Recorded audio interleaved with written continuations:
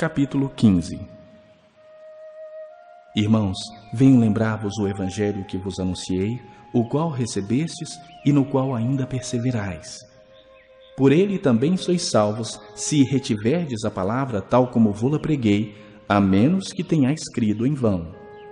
Antes de tudo, vos entreguei o que também recebi, que Cristo morreu pelos nossos pecados, segundo as Escrituras, e que foi sepultado e ressuscitou ao terceiro dia, segundo as Escrituras. E apareceu a Cefas e depois aos 12.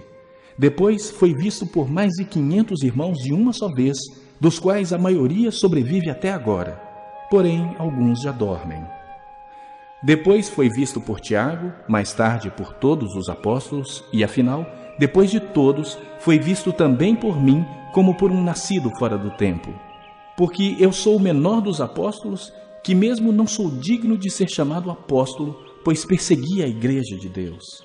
Mas pela graça de Deus sou o que sou, e a sua graça que me foi concedida não se tornou vã. Antes trabalhei muito mais do que todos eles, todavia não eu, mas a graça de Deus comigo. Portanto, seja eu ou sejam eles, assim pregamos e assim crestes. Ora, se é corrente pregar-se que Cristo ressuscitou dentre os mortos, como, pois, afirmam alguns dentre vós que não há ressurreição de mortos? E se não há ressurreição de mortos, então Cristo não ressuscitou. E se Cristo não ressuscitou, é vã a nossa pregação e vã a vossa fé. E somos tidos por falsas testemunhas de Deus, porque temos asseverado contra Deus que ele ressuscitou a Cristo, ao qual ele não ressuscitou, se é certo que os mortos não ressuscitam. Porque se os mortos não ressuscitam, também Cristo não ressuscitou. E se Cristo não ressuscitou, é vã a vossa fé e ainda permaneceis nos vossos pecados. E ainda mais, os que dormiram em Cristo pereceram. Se a nossa esperança em Cristo se limita apenas a esta vida, somos os mais infelizes de todos os homens. Mas, de fato, Cristo ressuscitou dentre os mortos, sendo ele as primícias dos que dormem. Visto que a morte veio por um homem, também por um homem veio a ressurreição dos mortos. Porque assim como em Adão todos morrem, assim também todos serão vivificados em Cristo. Cada um, porém, por sua própria ordem. Cristo as primícias, depois os que são de Cristo na sua vinda. E então virá o fim, quando ele entregar o reino ao Deus e Pai, quando houver destruído todo o principado, bem como toda a potestade e poder. Porque convém que ele reine até que haja posto todos os inimigos debaixo dos pés. O último inimigo a ser destruído é a morte, porque todas as coisas sujeitou debaixo dos pés. E quando diz que todas as coisas lhe estão sujeitas, certamente exclui aquele que tudo lhe subordinou. Quando, porém, todas as coisas lhe estiverem sujeitas, então o próprio Filho também se sujeitará àquele que todas as coisas lhe sujeitou, para que Deus seja tudo em todos. De outra maneira, que farão os que se batizam por causa dos mortos? Se absolutamente os mortos não ressuscitam, por que se batizam por causa deles? E por que também nós nos expomos a perigos a toda hora? Dia após dia morro. Eu protesto, irmãos, pela glória que tenho em vós outros, em Cristo Jesus, nosso Senhor. Se como homem lutei em Éfeso com feras, que me aproveita isso?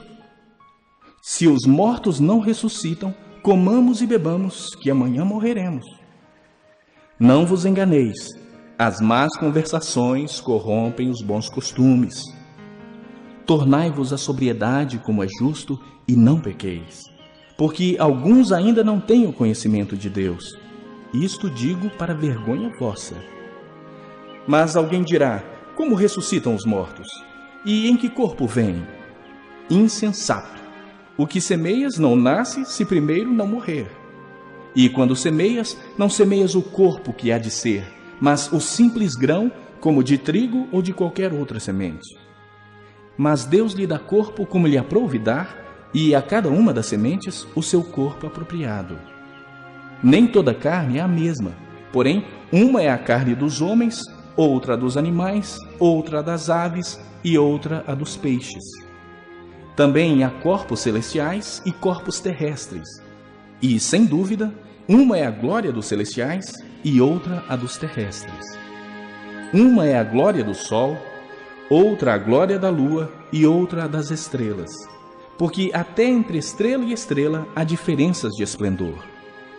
Pois assim também é a ressurreição dos mortos. Semeia-se o corpo na corrupção, ressuscita na incorrupção. Semeia-se em desonra, ressuscita em glória. Semeia-se em fraqueza, ressuscita em poder. Semeia-se corpo natural, ressuscita corpo espiritual. Se há corpo natural, há também corpo espiritual. Pois assim está escrito: o primeiro homem, Adão, foi feito alma vivente.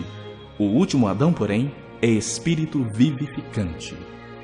Mas não é primeiro o espiritual, e sim o natural, depois o espiritual.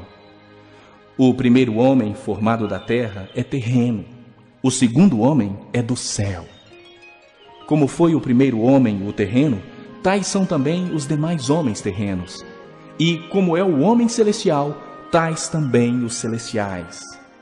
E assim como trouxemos a imagem do que é terreno, devemos trazer também a imagem do celestial. Isto afirmo, irmãos, que a carne e o sangue não podem herdar o reino de Deus, nem a corrupção herdar a incorrupção. Eis que vos digo um mistério: nem todos dormiremos, mas transformados seremos todos, num momento, num abrir e fechar de olhos, ao ressoar da última trombeta.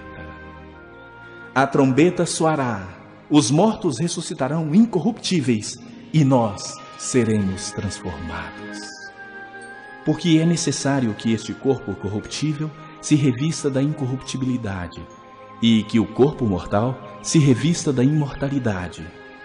E quando este corpo corruptível se revestir de incorruptibilidade e o que é mortal se revestir de imortalidade, então se cumprirá a palavra que está escrita: tragada foi a morte pela vitória. Onde está, ó morte, a tua vitória? Onde está, ó morte, o teu aguilhão? O aguilhão da morte é o pecado, e a força do pecado é a lei. Graças a Deus que nos dá a vitória por intermédio de nosso Senhor Jesus Cristo. Portanto, meus amados irmãos, sede firmes, inabaláveis e sempre abundantes na obra do Senhor, sabendo que no Senhor o vosso trabalho não é vão.